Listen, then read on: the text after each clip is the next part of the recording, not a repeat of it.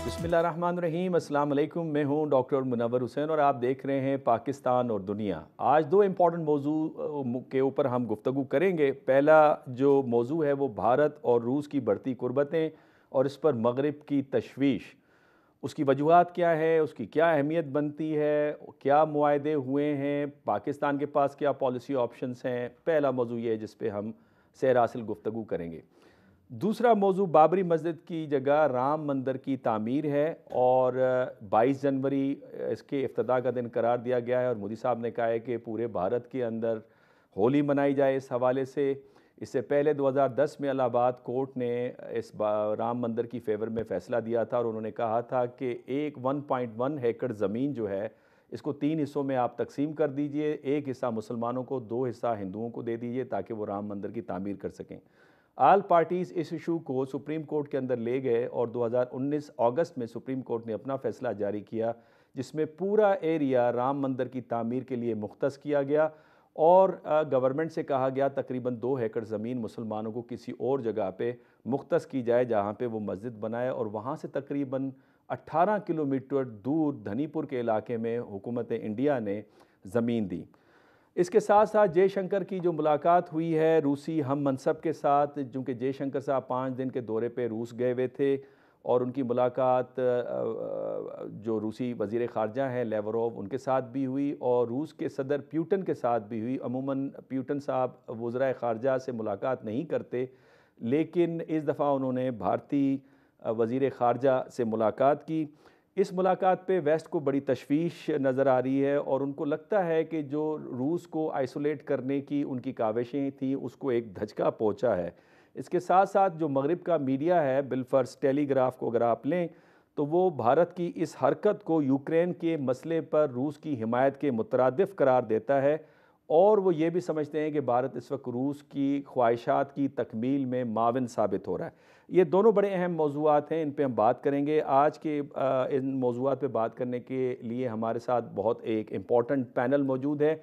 हमेशा की तरह डॉक्टर कमर चीमा जो मेरे को होस्ट हैं वो भी यहाँ पे मौजूद हैं और इसके साथ साथ एम्बेसडर अली सरवर नकवी जो साबिक सफ़ीर हैं और इस वक्त हेड कर रहे हैं CISS को, वो भी मौजूद हैं। और थोड़ी देर में हमें ज्वाइन करेंगे ब्रिगेडियर रिटायर्ड अहमद सईद मिनास जो दिफाई तजिया कार हैं, वो भी ज्वाइन करेंगे। सबसे पहले चीमा साहब आपके वक्त का शुक्रिया और एम्बेसडर नकवी साहब आपके वक्त का भी शुक्रिया। चीमा साहब फरमाइएगा, ये जो डेवलपमेंट हुई है जिसमें भारतीय वज़ीर ख़ारजा का दौरा रूस हुआ है, इसकी अहमियत क्या है specially from the point of view of the waste?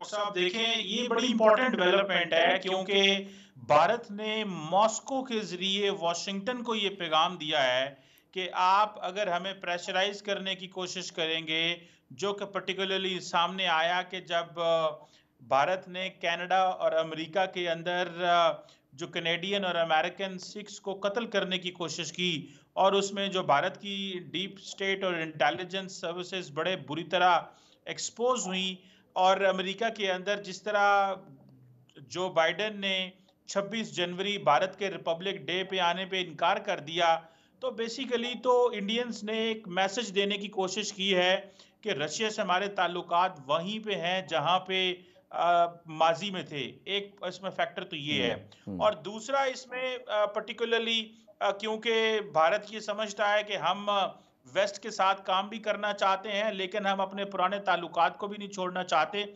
इस सिलसिले में डॉक्टर साहब अब वेस्ट में बड़ी तशवीश है। वो कहते हैं कि भारत और रशिया मिलके वो वेपन्स बनाएंगे जो वेस्टर्न पार्टनर्स के खिलाफ और भारत के वेस्टर्न पार्टनर्स के खिलाफ चलेंगे। तो ये किस तरह का भारत हमारा दोस्त है? दूसरी तरफ देखा जाए तो अमेरिका हो, बर्तानिया हो, फ्रांस हो, इजराइल हो, सारे के सारे इंडिया को डिफेंस टेक्नोलॉजी देना चाहते हैं, मिलिट्री इक्विपमेंट देना चाहते हैं, उनके साथ रिसर्च एंड डेवलपमेंट में काम कर रहे हैं और अमेरिका ने तो अपनी नवाजिशात के मुंह खोल दिए हैं भारत के लिए। लेकिन अब एक कंफ्यूजन पाई जा रही है कि ये रशिया के साथ जो बढ़ती हुई कुर्बत है, बेसिकली तो देखा जाए तो प्रेसिडेंट पुतिन ने भी कहा कि भारत का शुक्रिया कि उन्होंने इतने मुश्किल वक्त में हमारी मदद की क्योंकि उन्होंने 40 अरब डॉलर से ज्यादा का तेल खरीदा रशिया से। सो जो ट्रेंड हमारे सामने सामने आ रहा है वो यही है कि इंडिया अपनी टर्म्स एंड कंडीशन पे वेस्ट से इंगेज कर रहे हैं, और वेस्ट के अंदर फ्रस्ट्रेशन बढ़ती जा रही है कि ये ना तो चाइना के खिलाफ हमारे साथ खड़ा होगा, ना रशिया के खिलाफ इन्होंने हमारे साथ कुछ मिलके कुछ किया है। इवन के G20 में सब ममालिक ने, वेस्टर्न ममालिक ने इंडिया की मदद की एक जॉइंट कंसेंसस ड्राफ्ट के हवाले से।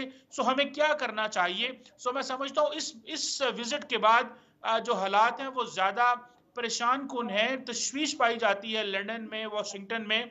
लेकिन डॉक्टर साहब, देखा जाए तो जो हुकूमतें हैं वो खामोश हैं, लेकिन मीडिया और थिंक टैंक कम्युनिटी में डिस्कशन जो है भारत के जो एक ये जो जिसको वो स्ट्रेटेजिक ऑटोनॉमी की बात करता है, उस हवाले से बातें अब तेजी से शुरू होनी हो गई हैं जी।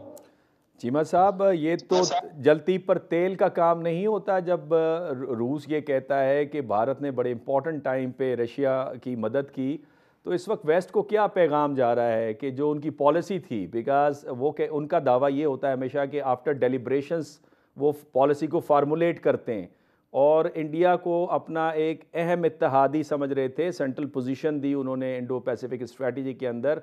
एससीओ में इंडिया की मेंबरशिप का होना, ब्रिक्स के अंदर होना, वो समझा जा रहा था कि वो चाइना के जो ख्वाहिशात हैं उसको रोकने में माविन साबित होंगे, वेस्ट को सपोर्ट करेंगे। तो आपको लगता है ये जलती पर तेल का काम हुआ है इस वक्त? देखिए जी, ये आपकी बात बिल्कुल सही है। अब क्वेश्चन ये बनता है कि दरअसल वेस्ट की मजबूरियां इतनी ज्यादा हैं कि एक जैसे फॉर एग्जांपल डॉक्टर जयशंकर ने मॉस्को में खड़ा होकर कहा, उन्होंने कहा जी ग्लोबल ऑर्डर चेंज हो रहा है हम्म। और तमाम ममालिक को अपने आप को चेंज करना पड़ेगा, हम्म। और हमें भी वो हकूक राइट्स दें। हमें ये जो मिनी मल्टीलैटरलिज्म की बात है हम्म। या जो मल्टीलैटरलिज्म है उसको रिफॉर्म करने की बातें हैं, ये हम्म। यूएन के अंदर वो अपने आप को सेल्फ क्लेम्ड ग्लोबल साउथ की लीडरशिप की हम्म। बातें कर रहे हैं, जबकि वो पाकिस्तान से जो है वो यूनिसेफ का इलेक्शन हार जाते हैं पेरिस के हम्म। अंदर। सो ये बातें हो रही हैं कि भारत जो है वो अपने कद काठ से क्या बड़ी बातें कर रहा है। ये अगर अमेरिकन और बाकी ममालिक अगर भारत की गो की इकोनॉमी बड़ी है, भारत का गो के मुल्क बड़ा है, वो मार्केट बड़ी है, वो 6.7% पे ग्रो कर रहे हैं, उनके पास एक मजबूत सिस्टम मौजूद है। लेकिन जब तक वेस्टर्न ममालिक भारत को वो मदद या सपोर्ट ना दें, वो ये अकेले नहीं कर सकते, ये चीजें नहीं चला सकते। सो लगता है कि ये कंफ्यूजन बहुत ज्यादा है डॉक्टर साहब, मुझे नजर आ रही है।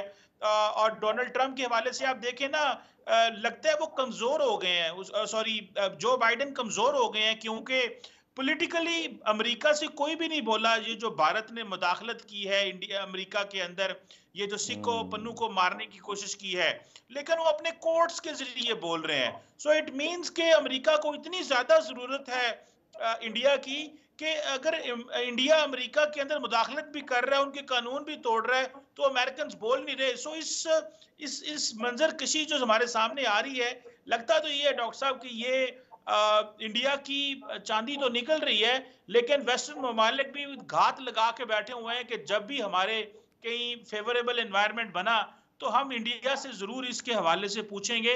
लेकिन इस वक्त वेस्टर्न लीडरशिप पॉलिटिकली कमजोर नजर आ रही है, और अगर बाइडेन को अब नहीं आए ठीक है, इंडिया में 26 जनवरी को, तो उन्होंने फ्रांस को बुला लिया है। और बिल्कुल आपको पता ठीक है है। फ्रांस वो वेस्टर्न मुल्क है जो कि ऑटोनॉमी की बात करता है। सो ठीक है। चीमा भारत साहब, भी मैं दरारें आपकी तरफ दोबारा आऊँगा, और ये इस मौजू के ऊपर हम बात करेंगे कि भारत के स्क्रू टाइट किए जा रहे नहीं किए जा रहे। हमारे साथ अली सरवर नकवी साहब मौजूद हैं, काफ़ी सीजनड एक्सपीरियंस डिप्लोमेट है पाकिस्तान के।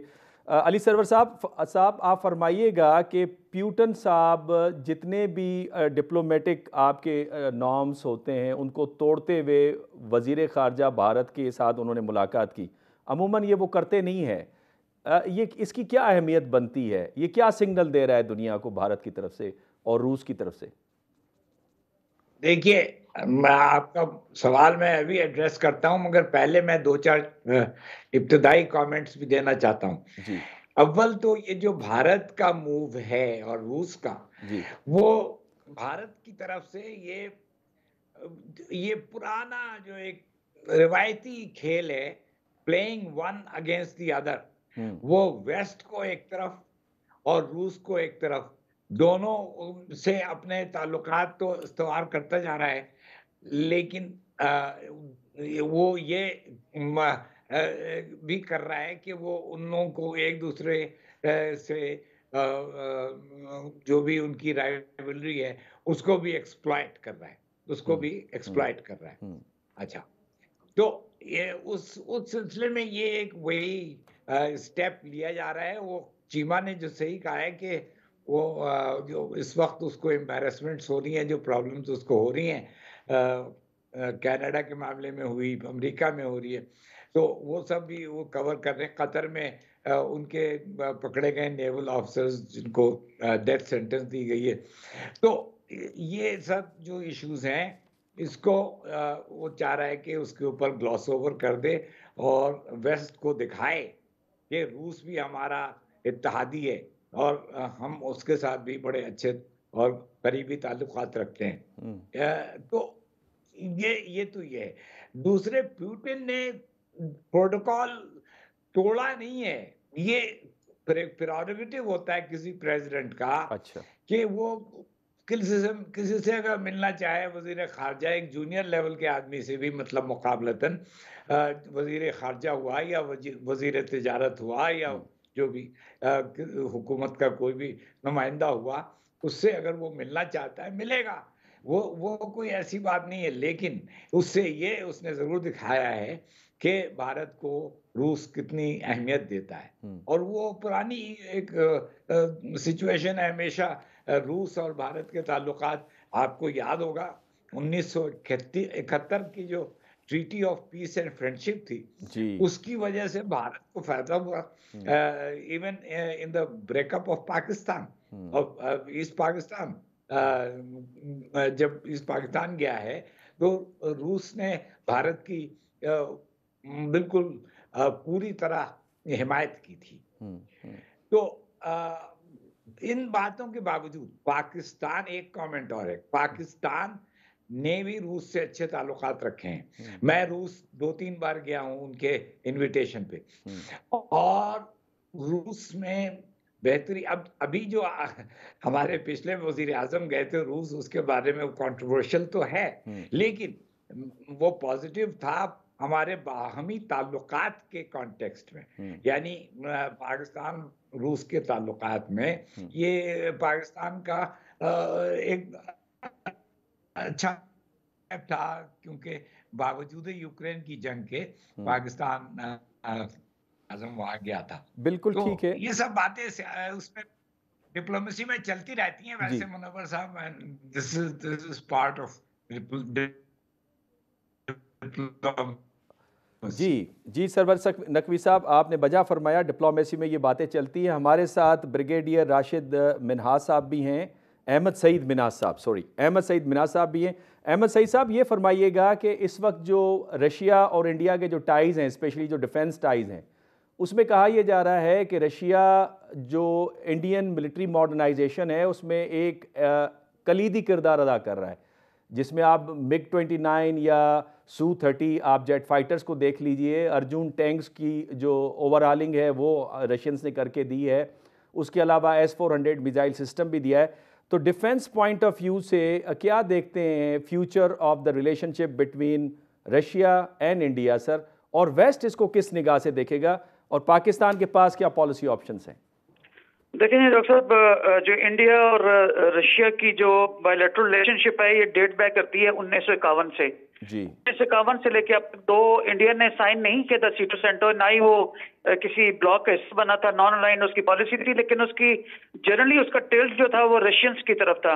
उसका सारा इक्विपमेंट जो है मिग सीरीज जितनी आप ले लें, और S-400 जो अभी 3 साल पहले इन्होंने दिया था इंडिया को, एंटी बैलिस्टिक मिसाइल सिस्टम, जिसने डिटेरेंस को खातिर ख्वाह डैमेज किया था साउथ एशिया में और स्टेबिलिटी को चैलेंज किया था, वो भी रशियन से आया था। तो रशियंस के साथ पुरानी इसकी यारी है, तो इसलिए आप ये नहीं कह सकते कि कोई नई डेवलपमेंट है। हाँ, ये जरूर था कि उसने क्योंकि वेस्ट से अपने ताल्लुकात बेहतर करने थे और वहां से उसने लेटेस्ट टेक्नोलॉजी जो कि अमेरिकन और वेस्ट के पास जो एक्सपोर्ट कंट्रोल कार्टल्स हैं, जैसे न्यूक्लियर सप्लाई ग्रुप हो गया, वाजनार अरेंजमेंट हो गया, ऑस्ट्रेलिया ग्रुप हो गया, मिसाइल टेक्नोलॉजी कंट्रोल रिजीम हो गया, इनमें तरफ जाना था।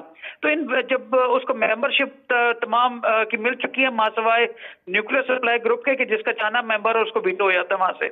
तो इन तमाम चीजों को देखते हुए उसने डोरमेंट पोजीशन जरूर ली थी, लेकिन अब जब इंडिया दोबारा से एक्सपोज हुआ है इंटरनेशनल लेवल के ऊपर और स्पेशली स्टेट स्पॉन्सर टेररिज्म के हिसाब से जो कनाडा में वो पकड़ा गया, उसके जो जैसे खालिस्तान की लीडरशिप को हिट करने के लिए और एक जो है वो ऑपरेशन किया CIA ने भी न्यूयॉर्क में, तो अब उसको टिल्ट जो है वो वेस्ट का जो है अगेंस्ट दी जो है इंडिया जाता हुआ महसूस हुआ। और अभी जो बाइडेन साहब ने भी मना किया कि मैं उस पर रिपब्लिक डे के ऊपर नहीं आऊंगा, और दूसरी चीजों के ऊपर भी गो स्लो किस्म की अप्रोच इसका इंटरनेशनल जो लेवल के ऊपर स्पेशली वेस्ट लेके चल रहा है और अमेरिकन को फॉलो कर रहे हैं।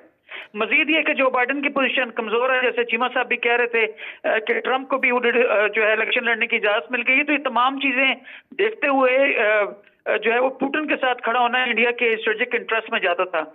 तो अब इन तमाम हालात के अंदर आप देखें जो जयशंकर हैं, चीमा साहब ने भी कहा कि वो उससे मिलता नहीं है, जो रशियन प्रेसिडेंट है किसी अपने हम मनसब से ही मिलता है, लेकिन उसने सिग्नलिंग के लिए जयशंकर को मौका दिया बातचीत करने का और उसको मोदी का एक लेटर भी जयशंकर ने पहुंचाया। ये तमाम चीजें इंडिकेट करती हैं कि इंडिया वेस्ट को मैसेज देना चाहता है। अब देखें तो जो ज्वाइंट प्रेस कॉन्फ्रेंस भी की है रशियन फॉरेन मिनिस्टर के साथ खड़े होकर, तो उसने इंडिया ने दो तीन चीजों का बड़े वाज़ेह तौर पर वेस्ट को मैसेज दिया। वन, कि जो वर्ल्ड ऑर्डर चेंज हो रहा है, it's not the single super power, American नहीं है, मल्टी है, इकोनॉमिक फाइनेंशियल सिस्टम चेंज हो रहा है, हमने अकॉर्डिंगली एडजस्ट करना है। और मजीद ये कि जो दुनिया की जो अगर मुझे आप इजाजत दें के लिए आती हैं कि जिससे ये वेस्ट को ब्लैकमेल करता है इंडिया, बेसिकली ये उनकी इकोनॉमी जो है वो इंडिया की मंडियां उसके लिए खातिर ख्वाह जो है वो करती है। तो उसने जयशंकर ने इसका भी जिक्र किया कि हमारी 4 ट्रिलियन की जो है वो इकोनॉमी है और 7.7% के ग्रोथ के हिसाब से हम आगे बढ़ रहे हैं। तो वेस्ट को ये भी बावर कराया कि we are not dependent on you, आप लोग हम पे डिपेंड करते हैं, हमारी वजह से आपकी इंडस्ट्री चलती है। अब जबकि मिनाज साहब चूंकि मुझे वक्फे का भी कहा जा रहा है, आपने बड़े इंपॉर्टेंट पॉइंट रेज किए हैं, सरवर नकवी साहब भी हमारे साथ मौजूद हैं, चीमा साहब भी मौजूद हैं। ये जो इकॉनमी की आपने बात की 3.65 ट्रिलियन डॉलर्स की इकॉनमी बनती है, लेकिन ये वेस्ट की मरहून मिन्नत है, इसको हम डिटेल में डिस्कस करेंगे। लेकिन जो इंडियन डिफेंस है उसमें जो उसकी मॉडर्नाइजेशन के हवाले से जो मैंने सवाल किया, लेकिन आपको लगता है कि वो जो इंडियन डिफेंस है वो चू चू का मुरब्बा बन रहा है, कुछ सामान वेस्ट से ले लिया, कुछ रशिया से ले लिया, तो कौन सी वॉर स्ट्रेटजी वो अपनाएंगे in the case of war?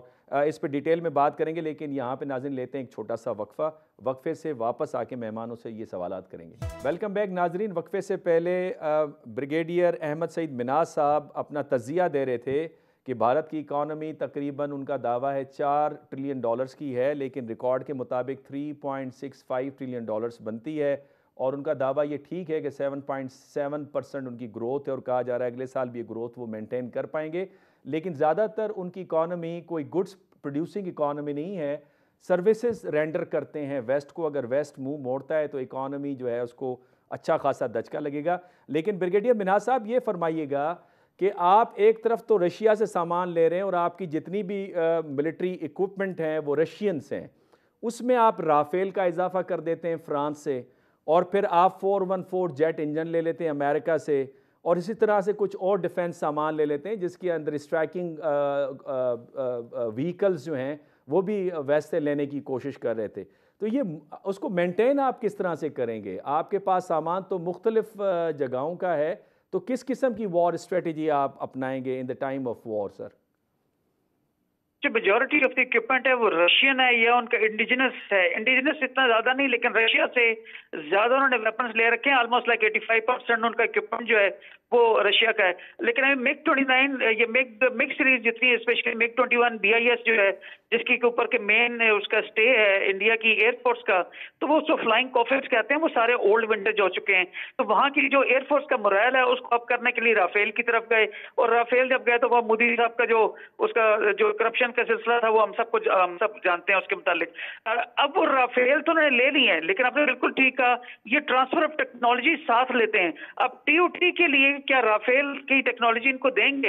It's a big question mark. तो चू चू का मुरब्बा इस वक्त तक तो नहीं कह सकते, लेकिन एयरफोर्स के लिए खास करके ये चीजें जरूर हैं। इसी तरह नेवी के इक्विपमेंट जो वो भी रशियन और ओरिजिन का मैक्सिमम उनके पास, वो कुछ कोशिश कर रहे हैं कि वेस्ट से लें, अमेरिकन से लें, लेकिन एट द सेम टाइम उनके पास अभी उस तरह से फंड्स भी नहीं है कि वो वहां से ले सके। तो रशिया जो है प्रीडोमिनेटली इंडिया की मिलिट्री के ऊपर वो करता है। उनके हेलीकॉप्टर्स जी। हेलीकॉप्टर्स भी देखें वो भी इसी तरह से हैं आपके, जितने हेलीकॉप्टर्स वो रशियन उनके हेलीकॉप्टर्स हैं। तो वेस्ट की तरफ इस तरह से वो टिल्ट नहीं है, लेकिन ऑफ कोर्स एक बेट के तौर पे वो जरूर वेस्ट को एक बावर कराना चाहते हैं कि हमारी जो अफवाज हैं जो कि 15 से 20 लाख के ऊपर मुश्तमिल हैं, तो we are open to buying equipment from the west also. ठीक है, क्योंकि उनकी बिल्कुल ठीक है। मिनाज साहब, कमर चीमा साहब हमारे साथ अली सरवर नकवी साहब मौजूद हैं, आप अगर उनसे कोई सवाल करना चाहें सर।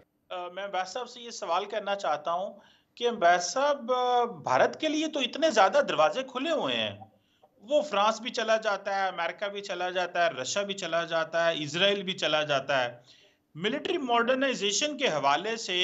और ये जो हम मिलिट्री डिप्लोमेसी तो पाकिस्तान बहुत कर रहा है, लेकिन हम कहाँ पे खड़े हैं इस सिलसिले में कि जितनी मिलिट्री मॉडर्नाइजेशन जो है वो भारत कर रहा है, क्या हम हमारे लिए कोई ऐसी पॉसिबिलिटी हो सकती है? गो कि हम ये कहते हैं कि nuclear weapons and missile program के बाद एक स्ट्रेटेजिक स्टेबिलिटी है इस खित्ते के अंदर, लेकिन जितना ज्यादा भारत को नवाजिशात की जा रही हैं, हम कहाँ खड़े हैं? हमारा तो कि मिलिट्री इम्बैलेंस तो नहीं हो जाएगा भारत के साथ? How do you see this? क्योंकि हमारे लिए ऑप्शंस यहाँ टर्की है या चाइना है।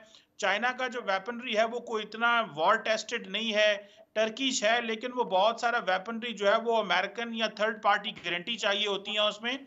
How do you see this? ये जो भारत को इतनी ज्यादा आजादी है और जिसे कहते हैं ना ऑटोनॉमी, और हम मुश्किलात में हैं, इसको आप कैसे देखेंगे? जी, बहुत अच्छा सवाल किया है आपने चीमा साहब, और इस पे गौर करना चाहिए। लेकिन मैं इस पे एक बात ये कहूंगा कि पाकिस्तान ने अब तक, आगे का पता नहीं है how difficult it will be, कि इमर्जिंग टेक्नोलॉजी से हम कैसे डील करेंगे ये अभी नहीं बता सकता और ना ही कोई कह सकता। लेकिन अब तक हमने भारत का मुकाबला क्वांटिटेटिव और आर्मामेंट्स के बेसिस पे नहीं किया है, हमने किया है in our strategy which has been very effective. बहुत बासर हमारा स्ट्रेटेजिक अप्रोच रहा है, और वो मैं एक दो मिसालें आपको देता हूं। भारत ने कोल्ड स्टार्ट डॉक्ट्रिन दी। कोल्ड स्टार्ट डॉक्ट्रिन जो है वो बहुत खतरनाक डॉक्ट्रिन थी हमारे लिए, कि 8 integrated battle groups will be ये बनाए जाएंगे, और ये एक ब्लिट्सक्रीग काइंड ऑफ ऑपरेशन में पाकिस्तान में 8 जगह वो पेनिट्रेट कर जाएंगे। उसका हमने हल क्या निकाला कि हमने short range tactical weapons, nuclear weapons develop किया।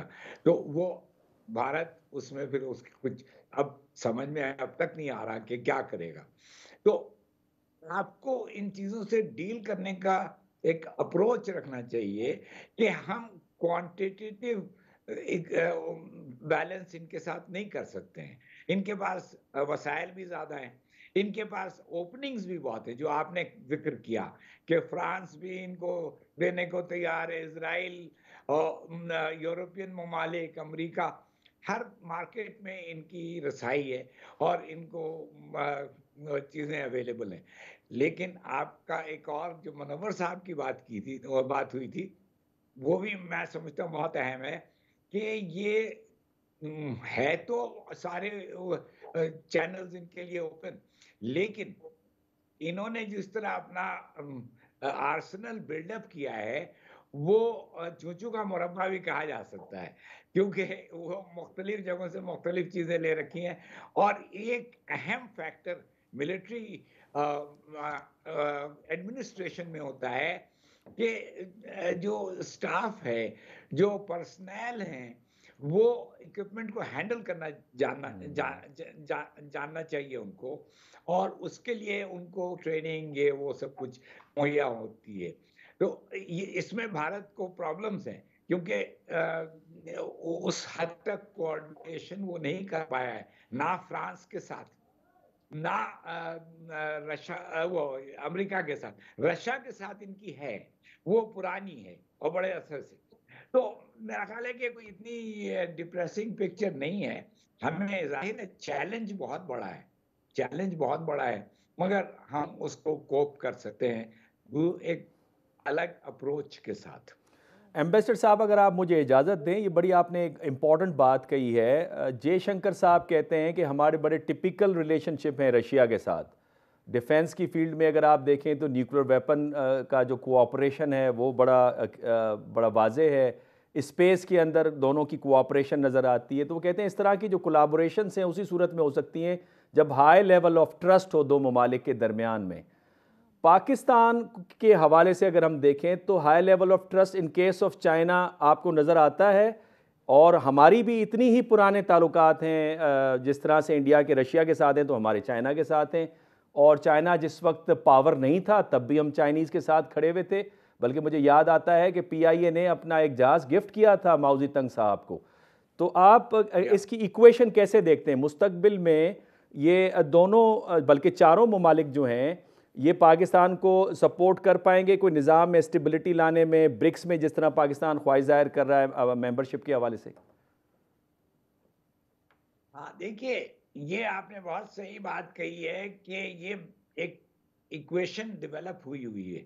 ये एक हमारा चीन का और भारत और रूस का, और ये बड़े अरसे से चल रही है।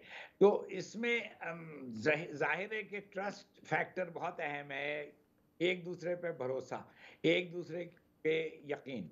अब चीन के साथ हमारे बड़े अच्छे गहरे ताल्लुक हैं। जब सारी दुनिया ने हमें एक तरह से आइसोलेट कर दिया था कि न्यूक्लियर प्रोग्राम में हमारे ऊपर सारे सैंक्शंस लागू हुए, भारत के सारे उठा लिए गए, तो उस वक्त भी चीन ने हमारा साथ दिया और हम अभी तक साथ दे रहा है।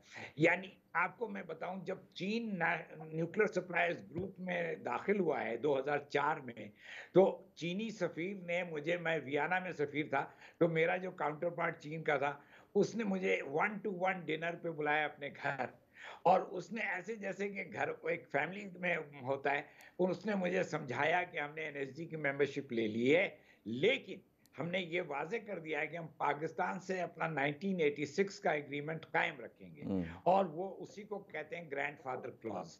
तो चीन ने हमारे लिए बहुत कुछ किया। आपने जहाज का जिक्र किया, और हमने भी चीन के लिए बहुत कुछ किया है।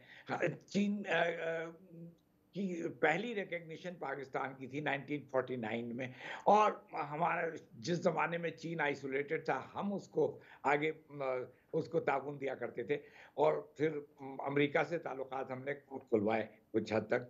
तो ये सब जो बातें हैं ये बहुत अहम है, और इसी के हिसाब से दोनों का हो रहा है जी जी, बहुत अहम बात। चीमा साहब, हमारे साथ इस वक्त ब्रिगेडियर अहमद सईद मिनाज साहब भी मौजूद हैं, अगर आप उनसे सवाल करना चाहें सर। शुक्रिया। देखिए, ब्रिगेडियर साहब से भी मैं यही सवाल करना चाहता हूं कि ब्रिगेडियर साहब तो क्योंकि उन्होंने ऑन ग्राउंड भी इस हवाले से being a farmer soldier, by the way one soldier always a soldier, वो इसको कैसे देखते हैं ये जो इंडिया की मिलिट्री मॉडर्नाइजेशन है, और पर्टिकुलरली उनका एक कॉन्सेप्ट है आत्मनिर्भर भारत, मींस के इंडिजिनस जो मॉडर्नाइजेशन है, क्या हमारी उस हवाले से हमने JF-17 थंडर, अल खालिद और बहुत कुछ किया, लेकिन हमारी जो इस हवाले से जो मिलिट्री कैपेबिलिटी है कि क्या हम कोई जॉइंट वेंचर्स चाइना या उसके अलावा किसी और मुल्क के साथ कर रहे हैं, या हम उस एट पार जा सकते हैं, या हमारा क्या इस हवाले से अंडरस्टैंडिंग है ब्रिगेडियर साहब? चान आर्मी ने जब से सैंक्शंस के जद में आए, ये माजी में कोई 3-4 दहाइयों से, तो हमने इंडिजनाइजेशन जोर दिया, और अल्हम्दुलिल्लाह हमारी जो रिक्वायरमेंट है, चाहे फौज की हो, टैंकों के हिसाब से, या बख्तरमान गाड़ियां हो, या स्मॉल वेपन्स, स्मॉल आर्म्स हो, या स्ट्रेटेजिक वेपन्स हो, तो हमारे पास अपने खुद कमालत है, और हम खुद उसको रिसर्च करके चीज़ों को बना रहे हैं। अच्छा ब्रिगेडियर साहब, यहाँ पे नाजरीन छोटा सा वक्फा ले लेते हैं, वक्फे के बाद जैसे ही वापस आएंगे तो ब्रिगेडियर साहब की जो बात है उसको पूरा करेंगे। वेलकम बैक नाजरीन। वक्फे से पहले ब्रिगेडियर अहमद सईद मिनाज साहब बात कर रहे थे पाकिस्तानी डिफेंस और इंडियन डिफेंस के हवाले से। जी ब्रिगेडियर साहब। जैसे मैं पहले बात कर रहा था कि चीफ साहब का सवाल था कि हम लोग कैसे अपनी रिस्पॉन्स जनरेट कर सकते हैं जबकि इंडिया के पास लेटेस्ट टेक्नोलॉजीज हैं। देखिए, इसमें कोई शक नहीं है कि इंडिया ने ट्रांसफर टेक्नोलॉजी की बात की, लेकिन बदकिस्मती से हमें उस तरह से ट्रांसफर टेक्नोलॉजी के कॉन्ट्रैक्ट नहीं मिले। लेकिन हमने अल्हम्दुलिल्लाह पाकिस्तानी साइंटिस्ट ने और जो हमारी डिफेंस इंडस्ट्री है उसने खुद कफालत इख्तियार की, और अब अल्हम्दुलिल्लाह हमारे स्ट्रेटेजिक वेपन्स हो, चाहे स्मॉल आर्म्स हो, चाहे टैंक्स हो, चाहे हमारे और इस तरह के जो मिसाइल्स हैं। अभी कल परसों में हमने एक मिसाइल टेस्ट किया जो कि तकरीबन 40 किलोमीटर तक बिल्कुल डेड जाके हिट करता है। तो हमारे जो इंजीनियर्स हैं और जो साइंटिस्ट हैं वो अपने काम कर रहे हैं। चीमा साहब ने ये भी सही कहा कि 2023 का जो उनका बजट है, इंडियन बजट, वो भी खुद निसारी की तरफ जा रहे हैं, क्योंकि वो भी नहीं चाह रहे कि दुनिया की तरफ वो देखें, लेकिन उसके साथ साथ उनके पास ट्रांसफर टेक्नोलॉजी भी है। जैसे मैंने पहले कहा कि एक्सपोर्ट कंट्रोल कार्टल्स में जाने से, specially missile technology control team में जाने से, उसको जितनी आपकी मिसाइल रिलेटेड टेक्नोलॉजी, जो पहले इंडिया के मिसाइल्स इतने अच्छे नहीं थे, लेकिन वहां से टेक्नोलॉजी लेके आपने इंडिया ने जो है वो उसको खातिर खा कामयाबी हासिल की, और उसने जो 2016 में उसको मेंबरशिप बनाया गया, मेंबरशिप दी गई MTCR की, और 2019 में उसने स्पेस एंटी सैटेलाइट वेपन्स बना लिए। कैसे बनाए? स्पेस लॉन्च व्हीकल की टेक्नोलॉजी ली, उसको डाइवर्ट किया towards making the upper atmosphere के अंदर जाके मिसाइल्स को हिट करने की, ये जो सैटेलाइट्स को हिट करने की टेक्नोलॉजी। तो ये तमाम चीजें बुक से चाइना के अंदर वेस्ट ने, यूएस ने मिलकर इंडिया को ताकत दी। लेकिन इसके बावजूद अगर आप देखें तो उनकी आर्मी की प्रोफेशनलिज्म और द काइंड ऑफ वेपन्स वो यूज करते हैं, उनके बुफर गन जरूर हैं, लेकिन उसकी ट्रांसपोर्ट टेक्नोलॉजी उनके पास उस तरह से नहीं है कि जैसे शायद दुनिया एक्सपेक्ट कर रही है। वो इंडिजिनसली बनाने की कोशिश कर रहे हैं, उनके पास रशियन गन्स हैं, लेकिन उसकी ट्रांसपोर्ट टेक्नोलॉजी उनके पास, अपनी गन्स को तो उसको वहां पे रिपेयर करते हैं। अल्हम्दुलिल्लाह मासवाए F-16 के, जिसकी हम थोड़ी सी कुछ लॉज हैं जिनकी हम थोड़ा सा उनको कंट्रोल करते हैं अभी, लेकिन अभी J-10 जो हमारे पास आया है उसकी एवियोनिक्स मैक्सिमम हमारी कैमरा में बनेंगी, लेकिन अभी उसके हम मजीद उसके अंदर जा रहे हैं कि शायद ट्रांसपोर्ट टेक्नोलॉजी हो सके, लेकिन अभी उसमें कुछ वक्त लगेगा। तो अल्हम्दुलिल्लाह हमारे इंजीनियर्स और हमारे साइंटिस्ट दे फुली कैपेबल कि हम जो है अपने इक्विपमेंट को जो ना सिर्फ अच्छे तरीके से मेंटेन कर सकें, बल्कि हम अपने एनिमी के रिस्पांस जनरेट करने के लिए अपने वेपन्स खुद बनाएं इंशाल्लाह ताला, जिसमें हमें हमारी आर्म फोर्सेस का रिस्पांस वॉर एंड टेरर में देख चुके हैं, उससे पहले भी जंगों में देख चुके हैं, स्पेशली कारगिल में हमने कहीं पर मार नहीं कहीं with regard to the weapons. तो अल्हम्दुलिल्लाह हम खुद कफील हैं, अल्लाह का शुक्र है। जी एम्बेसडर साहब, ये जो बाबरी मस्जिद का जो इन्हदाम है और फिर ये एक नया सफ़र शुरू हो रहा है जिसमें राम मंदिर की तामीर का मामला सामने आ रहा है, इससे आप भारत के तासुर को, भारत के इमेज को दुनिया में कैसे देखते हैं? एक तरफ ग्लोबल डेथ स्क्वाड भारत का एक्सपोज होता है पूरी दुनिया के अंदर, फिर FATF की रिपोर्ट आती है टेरर फाइनेंसिंग के हवाले से, उसके बाद फिर गार्डियन लिखता है कि एक तरफ तो प्राइम मिनिस्टर UK का जो है वो फ्री ट्रेड एग्रीमेंट कर रहा है इंडिया का, और दूसरी तरफ इंडिया जो है वो रूस के साथ खड़ा है, हमने यहाँ तक कि ह्यूमन राइट्स वायलेशन को इग्नोर किया। इस हवाले से यूनाइटेड नेशन ने जो ह्यूमन राइट्स काउंसिल है उसने रिपोर्ट भी जारी की थी। तो ये जो एक मजहबी इंतहा पसंदी है, इस हवाले से भारत का तासुर और इमेज दुनिया में क्या बन रहा है सर? इससे दुनिया में उनका इमेज तो बहुत ही मुतासिर हो रहा है, लेकिन मैं एक बात कहूं कि ये पब्लिक परसेप्शन की जो इमेज है वो जाहिर मुतासिर हो रही है। यानी वहाँ media, human rights watch, amnesty, ये सारे इस चीज को बहुत परेशानी के अंदाज में परेशान कुन समझ रहे हैं। लेकिन हुकूमतें जो है, बैनुल अक़वामी सियासत जो है वो बहुत ही एक तरह से एमोरल या इवन इमोरल फोर्स है, और उसमें ये बातें काउंट कोई नहीं करती हैं। मेरा ख्याल है कि वो जो बाबरी मस्जिद बहुत बड़ी मस्जिद थी, मगर और भी मस्जिदें ढा दें तो हम मंदिर बना दें तो वो कर सकते हैं, लेकिन ओवरऑल इमेज उनकी बहुत इससे मुतासिर होगी। आया वो उसको गवर्नमेंट पॉलिसीज पे इसका फर्क पड़ेगा या नहीं, ये मुझे शक है। लेकिन इस वक्त जिस तरह से एम्बेसडर साहब, जिस तरह से वेस्ट इस वक्त नाराज है या उनको कंसर्न्स हैं, जिस तरह से इंडिया दोबारा कुर्बत अख्तियार कर रहा है रूस की, और जिस तरह से एशले टेलिस ने आर्टिकल लिखा था कि भारत वेस्ट की या अमेरिका की एक्सपेक्टेशंस को फुलफिल नहीं कर पा रहा इन कंटेनिंग चाइना, तो आपको लगता है कि इस तरह की जो चीज़ें हैं उसको उछाला जाएगा वेस्ट की तरफ से? जिस तरह हमने देखा सेरबिन की रिपोर्ट आई, जॉर्ज सोरो की स्टेटमेंट आई, तो इस तरह की चीज़ें आप फर्दर देखेंगे फ्यूचर में? लगता है कि ये सिलसिला आप जारी और सारी रहेगा? हाँ, भारत का जो अप्रोच है हिंदुत्व नेशनलिज्म, उसमें उसको बहुत बातों में एम्बैरेसमेंट होगी और होना भी चाहिए, क्योंकि वो बड़ी सख्त ज्यादतियां कर रहा है अपनी अकलियतों के खिलाफ, ना सिर्फ मुसलमानों के बल्कि ईसाइयों के खिलाफ, दलित के खिलाफ, सिखों के खिलाफ, सारे कम्युनिटीज के खिलाफ वो एक्शंस ले रहा है, गलत एक्शंस ले रहा है।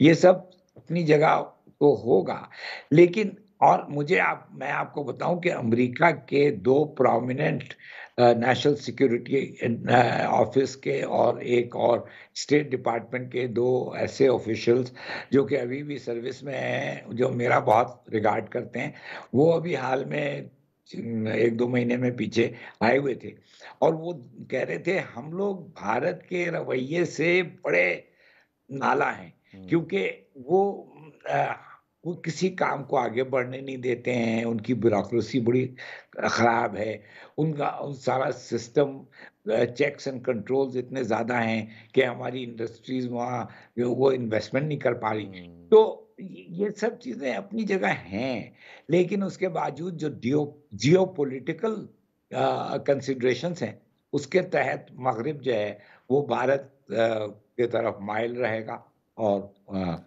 कोशिश है करेगा कि इन मसलों को हल करे। जी। चीमा साहब, आप इंडिया को बहुत अच्छा समझते हैं। ये जो बाबरी मस्जिद को की इनेदाम है और फिर राम मंदिर की तामीर, इस हवाले से हम देख रहे हैं कि जवाहरलाल नेहरू यूनिवर्सिटी के अंदर वॉल चॉकिंग भी नज़र आ रही है और मोदी साहब खुद तशरीफ़ ले जा रहे हैं वहाँ पे उसके इफ्तिताह के हवाले से। तो इसे आप भारत की सियासत में कैसे देखते हैं, इसकी अहमियत क्या बनती है? डॉक्टर साहब, ये बड़ी इंपॉर्टेंट डेवलपमेंट है ये जो अभी होने जा रही है। अभी कल ही परसों डॉक्टर जयशंकर ने एक बुक लिखी है, वाई भारत मैटर्स। उसमें वो बताते हैं कि हम क्यों अब इंडिया की बजाय इसको भारत कहना पसंद करेंगे, और G20 में नरेंद्र मोदी की जो टैग था उसकी में भारत ही लिखा हुआ था। वो कहते हैं जी अब भारत जो है वो अपनी आइडेंटिटी रिक्लेम कर रहा है, भारत अपना जो सिविलाइजेशनल जो स्टेटस है उसको रिक्लेम कर रहा है, भारत अपने जो एक नया आइडेंटिटी, अपनी जो कल्चर है उसको क्लेम कर रहा है। और आपको पता है कि डॉक्टर साहब, नरेंद्र माजरत मोदी मैं ने इंटरप्ट कर रहा हूँ। भारत का कौन सा कल्चर था, कौन सी सिविलाइजेशन थी? ये तो छोटे छोटे राजवाड़े थे, और फिर ये जो सिविलाइजेशन जिसकी वो बात कर रहे हैं, उस सिविलाइजेशन में तो अमन और पीस था, वो कहीं एग्रेसर तो कभी भी नहीं रहे। अब ये अखंड भारत जो है ये तो उसी तरह है जिस तरह ग्रेट इसराइल की बात की जाती है। तो ये तो एक किस्म की इंपीरियलिस्टिक डिज़ाइन मुझे नज़र आ रही है, जिससे जो पड़ोस हैं भारत के वो तो बड़े गैर महफूज अपने आप को समझ रहे हैं। जिस तरह से मोहम्मद मीज़ू ने भारतीयों को निकाला मालदीव में से, नेपाल ने नया नक्शा जारी कर दिया, अगर खालदा ज़िया आ जाती है बांग्लादेश में तो वहाँ पे भी आप तस्वीर मुख्तलिफ आपको नज़र आएगी। डॉक्टर साहब, ये जो आपने पॉइंट्स रेज किए हैं ये बड़े जेन्युइन पॉइंट्स हैं, लेकिन इसमें जो क्वेश्चन है ना डॉक्टर साहब, वो ये है कि वो अपनी आवाम को क्या सेल कर रहे हैं।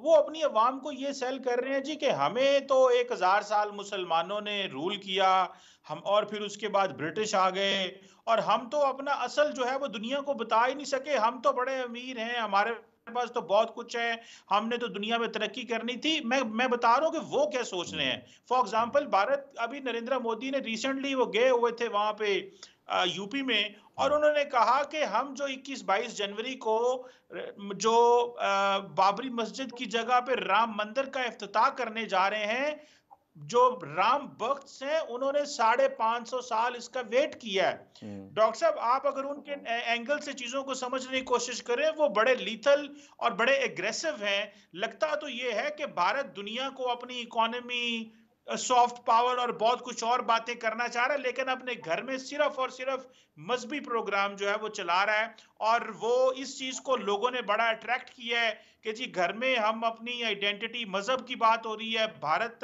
जो है नरेंद्र मोदी जो है वो हिंदुइज्म को प्रमोट कर रहा है, और बाहर हमारी जो सॉफ्ट पावर और इकोनॉमी और इन चीजों को देखा जा रहा है। सो वो ये मॉडल जो है ये किसी हद तक मुझे ऐसे लगता है इंडियन अवाम को क्लिक कर गया। यही वजह है कि भी हाल ही में उन्होंने 3 स्टेटों में इलेक्शन जीता है।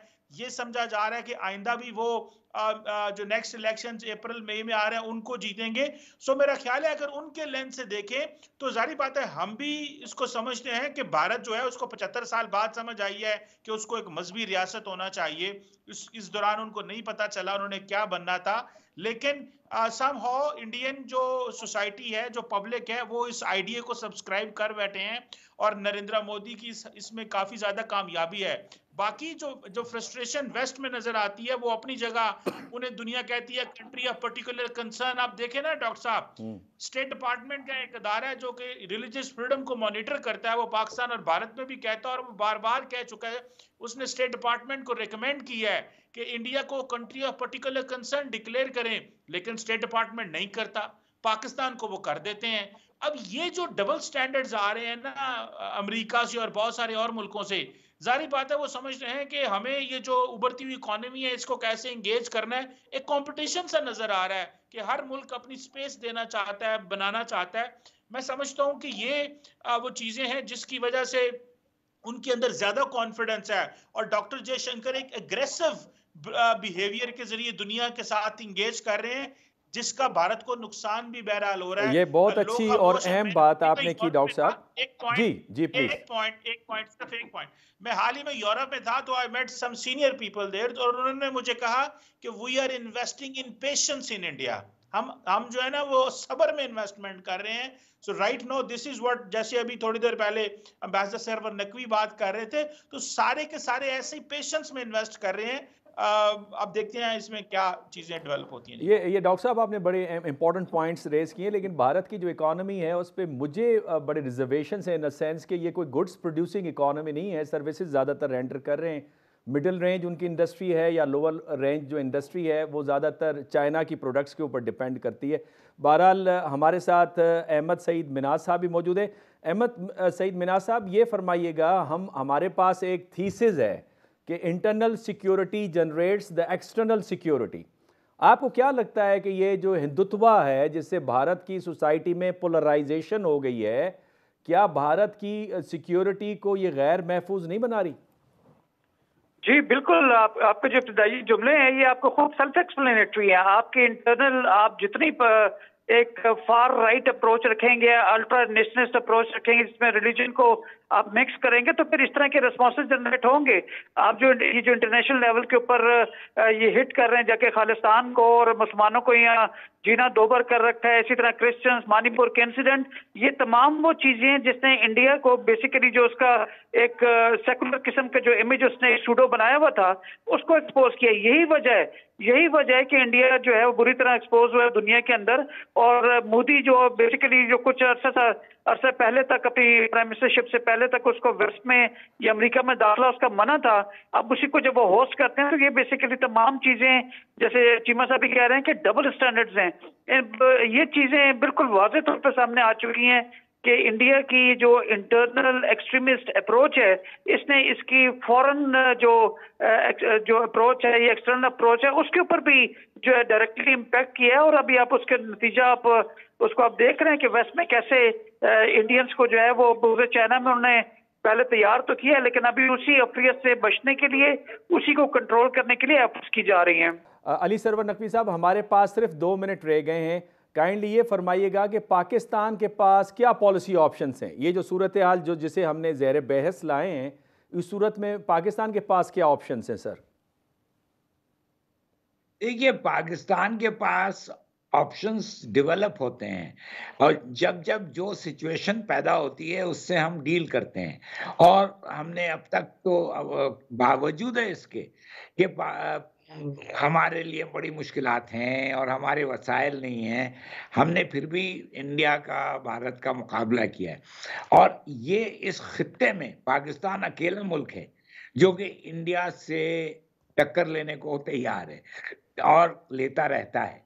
इसी वजह से इंडिया हमसे घबराता भी है। ये वेस्ट में ये सबको मालूम है कि पाकिस्तान और इंडिया के ताल्लुकात हमेशा मुतनज़्ज़ा रहते हैं, तो इसलिए कि हम इंडियन हेजेमनी को अपोज करते हैं, इंडियन डोमिनेशन को अपोज करते हैं। वो अगर वो सबके ऊपर हिंदुस्तान, भारत जो है मुसल्लत हो जाए तो हम सब की खुद मुख्तारी, आज़ादी और जितनी भी हमारी वैल्यूज़ हैं वो सब खतरे में पड़ जाएंगी। ये इस वक्त जो उनका हिंदुत्व पॉलिसी है वो पाकिस्तान की एग्जिस्टेंस को रीवैलिडेट करता है, क्योंकि पाकिस्तान एक ऐसा मुल्क है जो कि भारत के हिंदुत्व पॉलिसीज, हिंदुत्व आइडियोलॉजी को चैलेंज करता है, और यही बांग्लादेश को करना चाहिए। लेकिन पाकिस्तान अकेला खड़ा है और कर रहा है और करेगा, चैलेंजेस को फेस करेगा। जी जी, बहुत शुक्रिया अली सरवर नकवी साहब आपका, ब्रिगेडियर रिटायर्ड अहमद सईद मिनाज साहब आपका बहुत शुक्रिया, कमर चीमा साहब आपका बहुत शुक्रिया। नाज़रीन, आपने आज की गुफ्तगू सुनी। सबसे अहम पैगाम जो कायद-ए-आज़म मोहम्मद अली जिन्ना ने आखिरी वक्त में बर-ए-सग़ीर के मुसलमानों को दिया कि सारी उम्र आप अपनी वफ़ादारी भारत के साथ साबित करने की कोशिश करेंगे, लेकिन वो आपको वफ़ादार तस्लीम नहीं करेंगे। आज भारत का जो हिंदुत्व है वो जिन्ना साहब की कही हुई बात को सच साबित कर रहा है। अगले प्रोग्राम में नए टॉपिक के साथ आपकी खिदमत में हाजिर होंगे, लेकिन कमेंट्स देना ना भूलिएगा। इजाज़त दीजिए, अल्लाह हाफ़िज़।